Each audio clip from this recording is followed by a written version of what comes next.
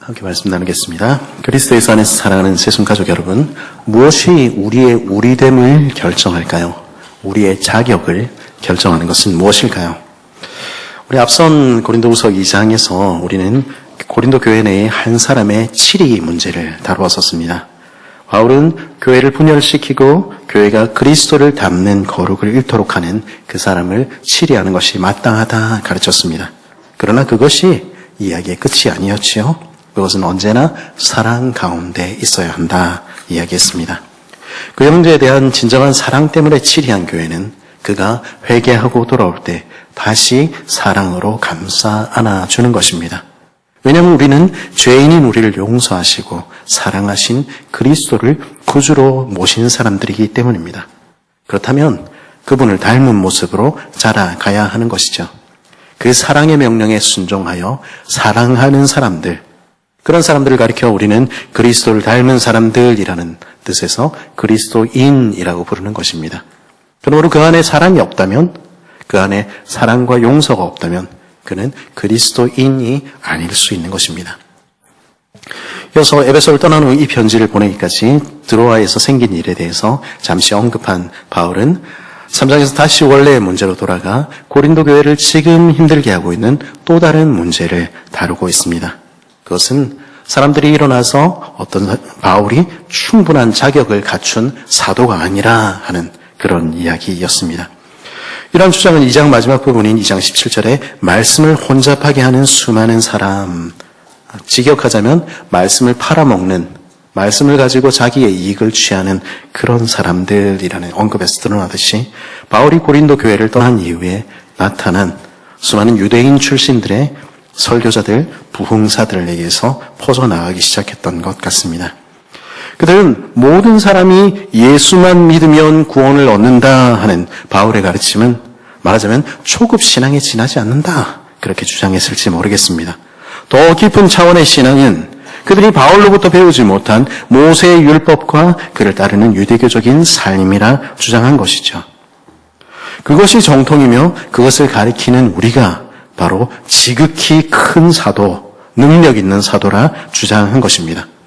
그들은 말했을지 모르겠습니다. 사도라고 다 같은 사도인 줄 아니냐. 너희는 우리에게서 제대로 배워야 된다. 바울이 모세율법과 출애굽기, 레위기 이런 데 나오는 그런 삶에 대해서, 보다 수준 높은 삶에 대해서 너희한테 가르친 적 있니? 그거 따라서 사는 삶이 어떤 것이고 지킬 규칙이 무엇이고 그거 너희한테 제대로 가르친 적 있니? 바울은 열심히 일한 사람일지는 모르지만 사실 여러 면에서 부족한 사람이었다. 그는 부족한 사도였어. 이런 부흥사들은 자기들이 부와 언변과 잘 나가는 삶을 보이며 바울의 가난과 고통과 부족한 언변 등을 그가 부족하다는 증거라고 주장했던 것입니다. 잘 살고 잘 나가면 그거 하나님 잘 믿는 거고, 그렇지 못하면 하나님 잘 믿지 못하는 거다, 그렇게 가르친 것이죠. 이런 종류의 태도는 오늘날에도 얼마나 쉽게 찾아볼 수 있는지 모르겠습니다. 신천지와 같은 이단들은요, 교회에서 가르쳐주지 않는 특별한 지식이 있다, 그렇게 이야기하지 않습니까? 그거 모르면 너 신앙생활 헛거야, 이렇게 가르치지요. 그리고 정통 기독교의 경계 안에 있다 하더라도 히브리어와 헬라어, 또 교리적인 특별한 지식들, 그거 자랑하면서 제대로 된 가르침은 이걸 알아야지, 이걸 모르는 너는 제대로 된 신앙생활 한 거 아니야, 그렇게 주장하는 이들도 적지 않은 것입니다. 하지만 성경은 그렇게 말하지 않습니다. 오직 진리는 성경 안에만 있습니다. 그리고 요한복음에서 요한은 뭐라고 가르칩니까? 그 진리는 성령의 인도하심을 따라 우리가 천천히 말씀을 읽어갈 때, 말씀을 사랑할 때 모든 사람이 이해할 수 있다, 그렇게 가르쳐 주는 것입니다. 우리는 성령의 인도하심을 따라 그저 단순하게 말씀을 따라 살아가는 것입니다. 우리의 자유를 빼앗는 그런 헛된 가르침들에 더 이상 놀아나지 말아야 하는 것입니다. 이러한 주장들이 더욱 고약한 것은요, 그것은 이제까지 배워온 바, 들은 바 진리의 말씀을 의심하도록 만들고, 그리고 그렇게 중요하지 않은 지역적인 것들을 열심으로 추구하게 만든다는 데 있습니다. 그들은 바울의 자격을 말했지만 사실은 그것은 고린도 성도들의 자격, 그리고 우리 모든 성도들의 자격을 말하는 것으로도 여겨질 수 있을 것 같습니다. 그들은 뭐라고 얘기하는 것입니까? 지금 이대로는 불충분해. 너는 제대로 된 신자 아니야. 그렇게 신앙생활 해가지고는 안 돼.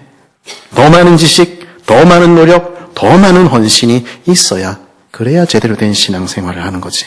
너는 하나님 앞에서 충분하지 않아. 그러니까 우리 말 들어. 거기에 그리스도 안에 있는 참된 자유는, 기쁨은 사라지고 마는 것입니다. 오늘 말씀은 그런 가르침에 휘둘리고 있는 고린도 성도들에 대한 바울의 대답을, 그리고 하나님의 음성을 우리에게 들려주는 것입니다. 새로운 직장을 구하거나 아니면 새로운 자리를 찾으려면 우리 이력서, 또 자기소개서 이런 것들을 쓰게 되지요. 이 모든 이력서와 자기소개서들의 목적은 그래서 나는 이런 사람입니다 하고 소개하는 데 있습니다. 그래서 내용들은 대체로 이런 것들로 채워지지요. 나는 어느 학교를 나왔고 어떤 자격증을 가지고 있고 어떤 경력을 가지고 있습니다. 대체로 사실이 아닌 걸 얘기하지 않는다 그래도 가능하면 그럴듯하게, 가능하면 좀 좋아 보이게 우리 쓰게 되어 있는 것입니다. 그러다 보면 뉴스 등에서는 허위 학력과 허위 경력을 적는 경우도, 그래서 문제가 되는 경우도 보게 되지요. 왜 그렇게까지 합니까? 왜냐하면 나의 나됨을 그것으로 입증하려 하기 때문입니다. 그래야 내가 인정받고 나를 비싸게 팔아먹을 수 있을 것이라 생각하기 때문이지요. 그래서 어떤 인사 담당자들은요, 이런 이력서나 자기소개서보다는 추천서를 더 선호하기도 합니다. 왜냐하면 추천서에는 추천하는 이가 자기 이름을 걸고 하는 보증이 들어가기 때문입니다. 그는 이런 사람이야? 나는 그를 보증해. 언젠가 다운튼 애비라고 영국 드라마를 한번 본 적이 있는데, 거기서 이제 어떤 하인이 자기 일을 열심히 하지 않아서 쫓겨나게 됐습니다. 근데 집사장이 이제 그 사람에게 추천서를 써주지 못하겠다 하자 그 하인이 이렇게 부르짖었습니다. 이게 내가 그동안 수고한 데 대한 보답입니까? 추천서도 없이 내가 어디를 갈 수 있겠습니까? 왜냐하면 이런 추천서는 그의 자격과 인격을 보증하는 취업에 결정적인 영향을 미치는 것이었기 때문입니다. 이 고린도 후서가 쓰여지던 1세기 당시에 로마 사회에서는 더욱 그러했겠죠. 당시에는 통합된 신분증 제도도 없었고요. 공적인 기록 시스템도 없었습니다. 한 사람이 다른 지역의 공동체로 갈 때 그 정체성과 그 사람이 누구인지, 그 사람을 믿을 수 있는지 없는지는 그런 인적인 보증에 의존할 수밖에 없었던 것이죠. 이런 추천서는요, 그래서 그 사람이 누구인지 신원을 보증하고 괜찮은 사람이다 도덕적으로 보증하고 그리고 관계까지 넘겨주는 것이었습니다. 그래서 숙식을 제공해주고 법적 분쟁이 있을 때 보호해주고 그리고 공동체에서 이야기할 수 있도록 해달라, 이런 내용들이 포함됐습니다. 그래서 바울의 편지들, 예를 들면 로마서 마지막 부분에 보면 이 고린도 교회의 겐그레아 교회의 일원이었던 베베를 영접하고 그의 필요를 채워달라 하는 추천서가 들어간 것 우리 볼 수 있게 되는 것이죠.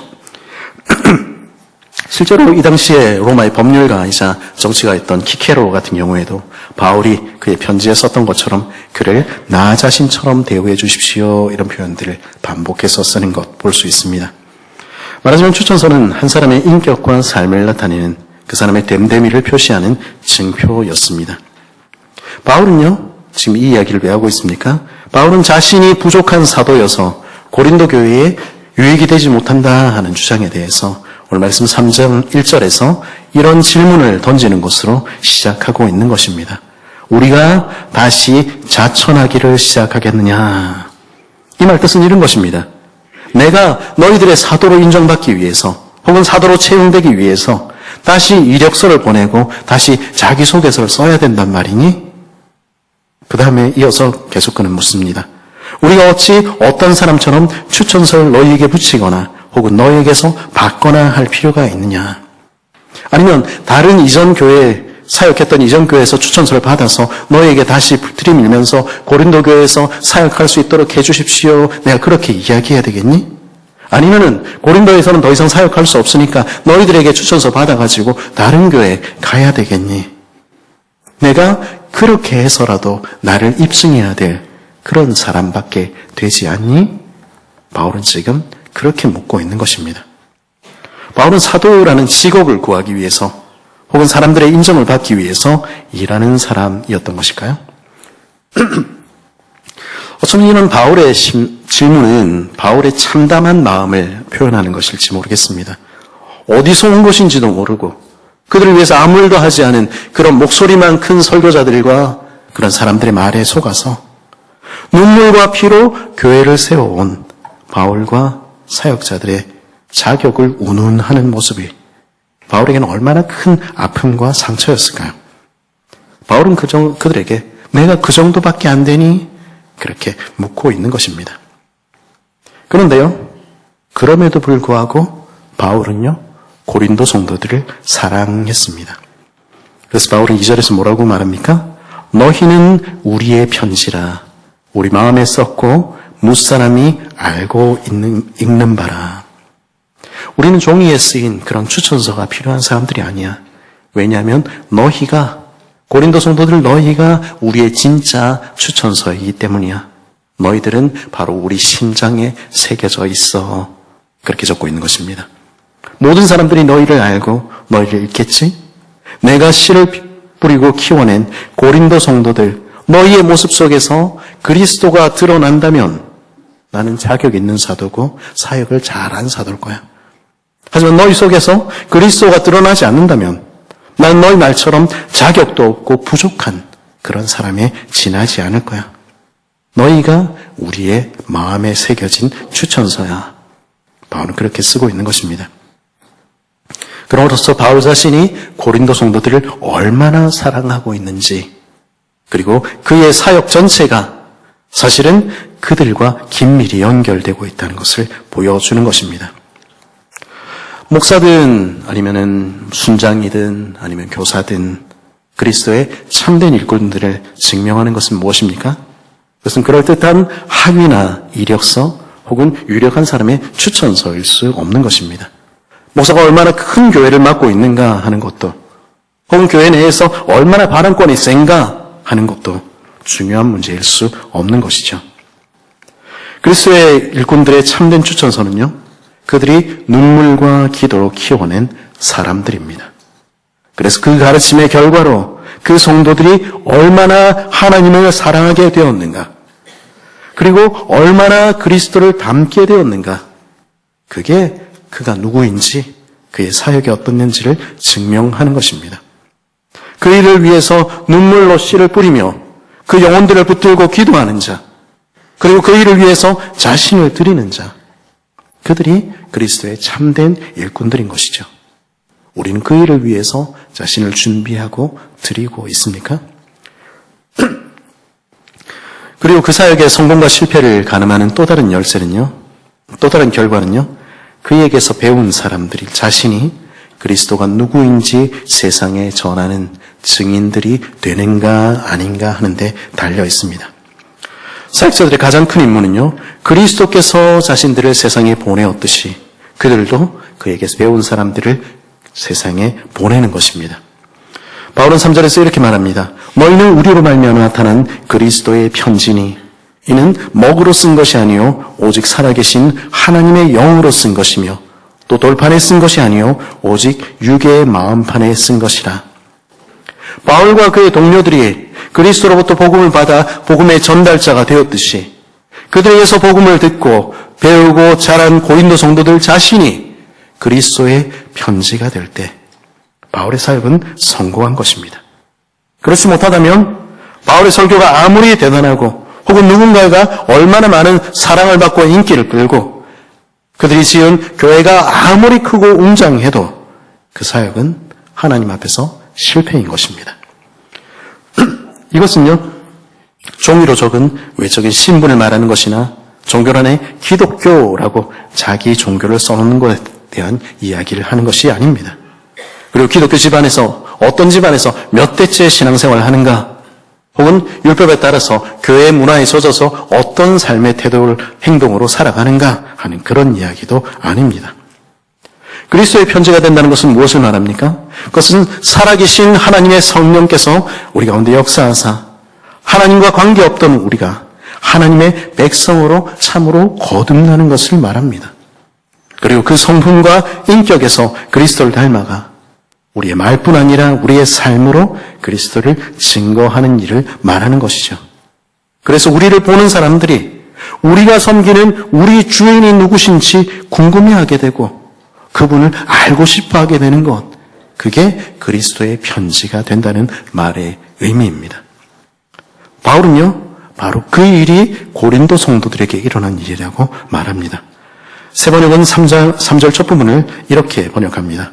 여러분은 분명히 그리스도께서 쓰신 편지입니다. 뭐라고요? 고린도 성도들은 분명히 그리스도께서 쓰신 편지라고 담대히 말하고 있는 것입니다. 바울은 어떻게 그렇게 말할 수가 있습니까? 지금 바울이 자격이 있니 없니 시비를 걸고 인정 못하겠다고 하는 사람들 누굽니까? 고린도 성도들입니다. 분열과 다툼, 음행이 그 가운데 있고 성찬을 더럽히고 자신의 은사를 가지고 자기 잘났다고 그렇게 싸우는 사람들, 그래서 하나가 되지 못하는 교회가 어떤 교회입니까? 그게 고린도 교회입니다. 오늘날 사람들이 이 모습을 본다면 혀를 차면서 저것도 교회가 이렇게 이야기할 텐데, 그런 교회를 놓고 바울은 어떻게 여러분은 분명히 그리스도께서 쓰신 편지입니다 이렇게 이야기할 수가 있습니까? 왜냐하면 그 이유는 그들에게 이미 복음의 씨앗이 뿌려졌기 때문입니다. 고린도 교회의 성도들은요, 본래 이방인이었습니다. 하나님과 관계없던 나라 밖 사람들이었습니다.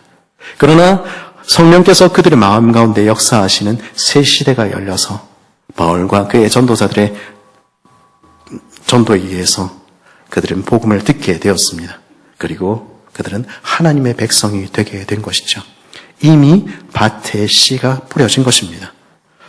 그들에게 전해진 그리스도의 편지는요, 단순히 잉크로 쓰여진 글씨가 아닙니다. 이 말씀은요, 살아계신 하나님의 성령에 의해서 마음에 새겨지는 편지인 것이죠. 바울은 여기서 돌에 새긴 율법과 마음에 새긴 성령의 법을 비교하는데요. 율법을 가졌음에도 불구하고 아무 소용도 없이 살아가다가 이스라엘이 하나님의 심판에 의해서 멸망을 맞이하던 날, 선지자 예레미야는 하나님께서 주실 새 시대에 대해 이렇게 예언했습니다. 그러나 그날 후에 내가 이스라엘 집과 맺을 언약은 이러하니 곧 내가 나의 법을 그들 속에 두며 그들의 마음에 기록하여 나는 그들의 하나님이 되고 그들은 내 백성이 될 것이라. 여호와의 말씀이니라. 그러나 하나님의 성령께서 그들 가운데 역사하실 때 그들은 반드시 하나님의 백성이 되고야 말 것이라는 것입니다. 그것을 예레미야는 꿈꾸며 예언했던 것이죠. 율법을 가지고 대대로 신앙생활을 해오며 살아왔지만, 자신들이 교회라 믿었지만, 그러나 그 죄로 인해서 포로가 되어 아무 소망도 없던 날, 선지자 에스겔은 이렇게 하나님께서 주실 새 시대를 노래했습니다. 또 새 영을 너희 속에 두고 새 마음을 너희에게 주되 너희 육신에서 굳은 마음을 제거하고 부드러운 마음을 줄 것이며, 우리는 할 수 없지만 딱딱하게 굳어서 절대 변화되지 않을 것 같지만, 그러나 성령께서 만지실 때 그 완악하고 굳은 마음도 깨트려지고 하나님께 순종하는 부드러운 마음으로 거듭나게 될 것이라고 에스겔은 그렇게 노래한 것입니다. 그리고 이제 그 성령의 새 시대가 열린 것입니다. 성령께서 고린도 성도들의 마음을 새롭게 하시고 거기에 이미 성령의 법을 새기신 것입니다. 그렇다면 이제 일어날 결과는 분명한 것입니다. 바울은 골로새서 1장 6절에서 이렇게 고백하지 않습니까? 이 복음이 이미 너희에게 이르매 너희가 듣고 참으로 하나님의 은혜를 깨달은 날부터 너희 중에서와 같이 또한 온 천하에서도 열매를 맺어 자라는도다. 복음의 씨앗이 뿌려지기만 하면, 성령께서 그들 마음 가운데 역사하시기만 하면 그 씨앗은 반드시 자라고 반드시 성장하여 열매를 맺게 되는 것입니다. 하나님께서 마음에 새기신 율법을 따라 살아가는 참으로 거룩한 교회가 되고 마는 것입니다. 그뿐 아니라 하나님을 알지 못하는 이들에게 그리스도의 편지가 되어 복음의 전달자가 되는 일도 일어나게 되는 것입니다. 바울은 아직도 일어나지 않은 것 같은 그 사실에 대한 그러나 분명한 확신을 가지고 있었습니다. 그래서 그는 여러분은 분명히 그리스도께서 쓰신 편지입니다. 이렇게 말할 수가 있었던 것이죠. 우리는 그런 의미에서 그리스도께서 쓰신 편지인 것입니다. 바울은 4절에서 또한 이렇게 말합니다. 우리가 그리스도로 말미암아 하나님을 향하여 이 같은 확신이 있으니 그는 그리스도를 통해 하나님을 향해 자신이 누구인지에 대해서 자신이 에게 주신 사도의 직분과 자격에 대해서 담대한 확신을 가지고 있었습니다. 그것은 바울 자신이 유능하고 부족함이 없었기 때문입니까? 그의 이력서와 자기소개서에서는 쓸 내용이 많아서 스펙이 좋아서 그래서 자신을 갖게 되었던 것일까요? 아니면 바울에게 타고난 언변이 있어서 그가 말하기만 하면, 그가 전하기만 하면 수많은 사람들이 돌아오고 변화되고 성장하기 때문입니까? 천만에요. 절대 그렇지 않습니다. 바울의 이야기를 들어보십시오. 세번역 성경은 5절 상반절을 이렇게 번역합니다. 우리가 이런 일을 할 수 있는 자격이 우리에게서 났다고 생각하지 않습니다. 바울 자신에게는 아무런 근거가, 아무런 주장할 것이 없었다는 것입니다. 왜냐하면 인간의 말로, 인간의 능력으로 영혼을 구원하고 그 양떼를 자라게 하는 것은 애초부터 불가능한 일이었기 때문입니다. 제가 몇 년 전에 한번 나누었던 것 같은데요. 저는 20년 전에 신대원 마지막 학기인 3학년 2학기를 시작하고 얼마 되지 않았을 때 편지 한 통을 제 기숙사 책상 위에 옮겨놓고 놔두고 신학대학원을 떠났습니다. 당시 학교의 복잡한 사정 등등도 마음을 심란하게 하지 않은 것은 아니지만 가장 큰 이유는 목사가 될 나 자신에 대한 확신이 없었기 때문입니다. 내가 이제 졸업하면 꼼짝없이 목사가 돼야 되는데 내가 그런 준비가 됐을까? 나한테 그런 자격이 있을까? 나 하나도 권사하지 못하는 사람이 어떻게 다른 영혼을 돌보고 그리고 그들을 자라게 할 수가 있을까? 저한테는 사람을 감동시키는 탁월한 언변도 대단한 학문이나 말씀의 깊이도 아무것도 없었습니다. 아니 제가 가졌다고 생각했던 모든 것들은 하나님의 말씀의 사역자가 되는 데는 별로 그렇게 도움이 되지 않는 것 같았습니다. 내 설교를 듣고 내 가르침을 받고 인생이 변할 수 있을까? 잘할 수 있을까? 당시 제가 섬기고 가르치던 청년들은 전혀 그렇지 않은 것 같았습니다. 그러다가 필리핀 북부 오지에 있는 한 선교사님께 갔습니다. 그날 도착해서 짐을 풀고 앉아 있는데 오후에 아무것도 준비해 오란 얘기도 없었는데 도착하는 그날 300명이 넘는 필리핀 중고등학생들이 모인 자리에서 제가 영어로 설교를 하기로 되어 있다는 것이었습니다. 아니 무슨 말씀을 하십니까? 그러니까 선교사님 화를 내시면서 그럼 뭐로 왔냐고 이러더라고요. 그리고는 가버리셨어요. 아이들은 있고 저는 여기 서 있는데 그날 저는 제 평생에 2번도 없을 만큼 절박하게 기도했습니다. 저에게 영어의 은사를 주십시오. 아니면 제가 너무 부끄럽습니다.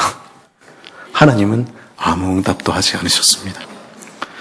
스스로 제가 무슨 말을 했는지 저도 모르고 앉아있는 사람들도 모르고 그날 밤에 이제 숙소에 돌아와서 자괴감에 빠져서 나는 죽어야 된다 이러고 있는데 밤 12시쯤에 선교사님이 문을 똑똑 두드리셨습니다. 내일 새벽 기도는 5시입니다. 설교 준비하세요. 한숨도 못 자고 괴로워하다가 4시 반쯤 되니까 내가 할 수 있는 일이 아무것도 없다는 것을 온몸과 온 마음으로 받아들이게 됐습니다. 그리고는 그날 아침부터 해서 반경 100km가 넘는 범위에 펼쳐져 있는 오지 마을들을 차도 못 들어가는 마을들에 때로는 배 타고 때로는 말 타고 찾아다니면서 하루에 3차례씩 설교를 했습니다. 설교자가 없는 마을, 말씀을 듣겠다고 몇 시간씩, 설교자가 없기 때문에 말씀을 듣겠다고 몇 시간씩 걸어와서 기다리고 앉아있는 그 사람들에게는 제가 영어를 잘하느냐 못하느냐 혹은 제게 능력이 있느냐 없느냐 그것도 전혀 문제가 아니었습니다. 그들은 하나님의 말씀을 듣고 있다. 그 사실만으로 감격하고 있었던 것이죠. 그때 저는 깨달았습니다. 하나님이 얼마나 사람이 없었으면은 나 같은 사람도 부르셔서 쓰시겠는가. 그러면 내가 해야 될 일은 내가 능력이 있나 없나 그거 따지는 게 아니라 그저 부르심에 네 하고 순종하는 일이겠구나. 그 결과는 하나님이 하실 일이겠구나. 그렇게 생각한 것이죠. 그래서 1년이 지난 후 다시 학교로 돌아가서 마지막 학기를 마치고 아직도 이 길을 떠나지 못하고 여기 서 있는 것입니다. 근데 이것은 저같이 못나고 부끄러운 사람만의 고백이 아니더라 하는 것입니다. 그 위대한 바울도 자신의 온 삶을 하나님께 드리고 자신의 온 삶이 하나님께 전제와 같이 완전히 쏟아부어진 삶이었다고 고백하는 그런 사람도 어떻게 고백합니까? 우리가 이런 일을 할 수 있는 자격이 우리에게서 없다고 생각하지 않습니다. 원래 그런 것입니다. 우리가 누구에게 우리의 말로 생명이 살아나고 영생을 얻게 되겠습니까? 그것은 그야말로 불가능한 일입니다.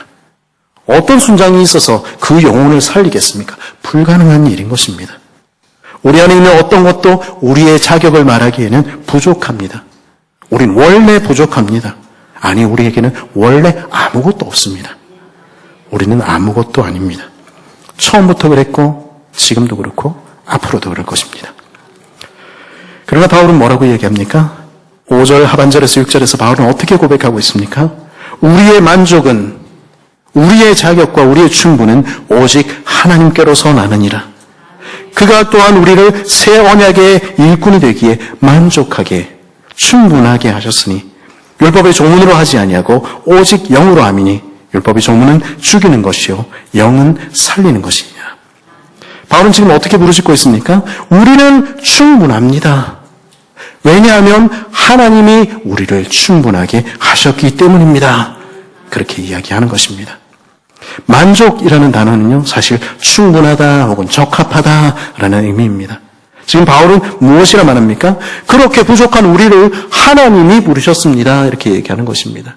하나님이 우리를 다른 사람을 돕도록 우리 자신도 어떻게 하지 못하는 우리를 다른 사람들을 세우고 살리는 그 일을 하도록 우리를 부르십니다. 그렇게 이야기하는 것입니다.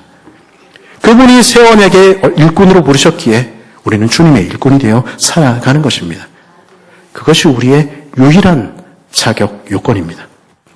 그리고 그분이 우리를 그 일을 하기에 합당하게 만들어 가시고 빚어 가시고 역사해 가시는 것이죠. 그렇다면 우리가 해야 할 일은 다만 그 부르심에 따라서 주님의 언약의 일꾼으로 주인의 부르심에 충실하게 행하는 것뿐입니다. 주기는 외형적인 율법, 겉으로 보기에 어떤지, 교회 생활을 어떻게 하는지, 남들 보기에 어떤지 그런 거 가르치는 대신에 껍데기만의 종교 생활을 가르치는 대신에 생명을 주시는 성령의 시대가 열렸으며 누구든지 예수 그리스도를 믿기만 하면 그분의 인도하심을 따라 살아가게 된다고, 그 주님을 믿고 그 주님을 사랑하며 살아가라고 들려주는 것입니다.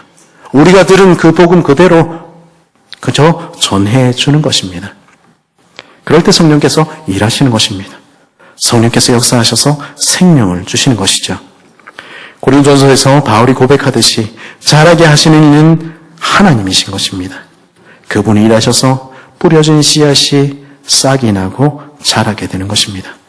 그래서 하나님을 알지 못하던 이들이 그리스도를 알게 되고 믿게 되고 닮게 되고 심지어는 그들의 말을 통해 그들의 삶을 통해 복음이 전해지는 복음의 전달자 그리스도의 편지가 되기까지 하는 것입니다. 그 분명한 확신 때문에, 그 위대한 일에 대한 확신 때문에 바울은 자신을 둘러싼 온갖 말들 속에서도 네가 부족하다, 너는 안 돼, 이런 이야기들 속에서도 그분이 우리를 충분하게 하시니 나는 충분합니다. 그리고 나는 족합니다. 그렇게 말하며 살아갔던 것입니다. 그리스도 예수 안에서 살아가는 새순 가족 여러분, 이 말씀은 분명히 바울이 자기 자신에 대해서 그리고 그 자신의 사도로서의 자격이 충분한지에 대해서 이야기한 것입니다. 그러나 그것이 전부일까요? 이 말씀은 어쩌면 오늘 그리스도의 편지로 부름받은 우리 모두에 대한 말씀, 우리도 부족하지만 다른 이들을 돕도록 섬기도록 부름받고 있는 우리 모두에 대한 말씀은 아닐까요? 무엇이 우리의 우리됨을 결정합니까? 무엇이 우리의 자격을 결정합니까? 우리 때로는 우리의 이력서와 자기소개서에 쓸 괜찮은 스펙이 우리를 보증하고 우리를 추천해주는 누군가가 우리의 우리됨을 결정하는 것처럼 착각합니다. 우리가 우리 자격을 결정해야 될 때, 우리 힘으로 무엇인가를 해내야 되고 증명해야 될 때, 그래야만 제대로 된 신앙인이 되는 것처럼 착각할 때 우리 삶은 어떻게 될까요? 어떻게 살아가게 될까요? 한 신학자는 그런 우리의 모습에 대해서 이렇게 적었습니다. 광적이고 불안하고 과로하고 남을 판단하고 짐에 눌리고 불안정하고 쉽게 위협받고 쉽게 상처받고 험악한 눈빛이 서린 모습. 우리는 이런 모습들을 우리 주변에서 얼마나 많이 보고 있습니까? 우리 안에서 근거를 찾을 때 우리는 결코 만족하지 못하며 우리는 결코 충분하지 못할 것입니다. 그러나 우리가 분명히 알아야 할 사실이 있습니다. 그것은 우리가 누구인지 결정하는 것은 우리가 아니라는 것입니다. 본래 하나님과 상관없던 우리를, 죄인인 우리를 그리스도께서 자신의 피값 쓰고 사시고 자신의 사랑받는 아들과 딸로 만드셨습니다. 우리 신부는 이미 변했습니다. 이미 달라졌고 다시는 번복되지 않을 것입니다. 누구도 흔들 수 없는 것입니다. 그리고 복음이 우리 안에, 복음의 씨앗이 우리 안에 뿌려졌다면, 성령께서 우리 안에 역사하신다면 그것은 반드시 싹을 틔우고 자라게 될 것입니다. 우린 구원을 얻었을 뿐 아니라 이제 우리 안에 계신 성령의 이끌림에 의해 살아가는 것입니다. 그분이 우리 마음을 부드럽게 하시고 우리를 하나님 닮은, 그리스도를 닮은 하나님의 자녀로, 그리스도인으로 빚어 가시는 것입니다. 그리하여 자격 없는 우리, 능력 없는 우리, 그런 우리를 우리의 말과 우리의 삶을 통해 우리 아버지가 누구신지, 우리 주님이 누구신지 드러내는 그리스도의 편지로 만들어가고 계시는 것입니다. 그분이 우리를 충분하게 하시면 우리는 충분해집니다. 그분이 우리를 족하게 하시면 우리는 족하게 되어 내 잔이 넘치나이다 고백할 수 있게 됩니다. 그리고 그 은혜가 내 삶을 넘어서 타인에게 흘러 넘치는 그 영광스러운 사명도 감당하게 되는 것입니다. 이제는 성령께서 내 안에 들어와 역사하시도록, 나를 빚어가시도록, 그래서 그분의 목적을 위하여 주님의 일꾼이자 그리스도의 편지로 사용하시도록 그렇게 기꺼이 자신을 내어드립시다. 그렇게 결단하며 그렇게 기도로 나아가는 우리 모든 복된 세순 식구들 한 사람 한 사람 되시기를 간절히 바랍니다.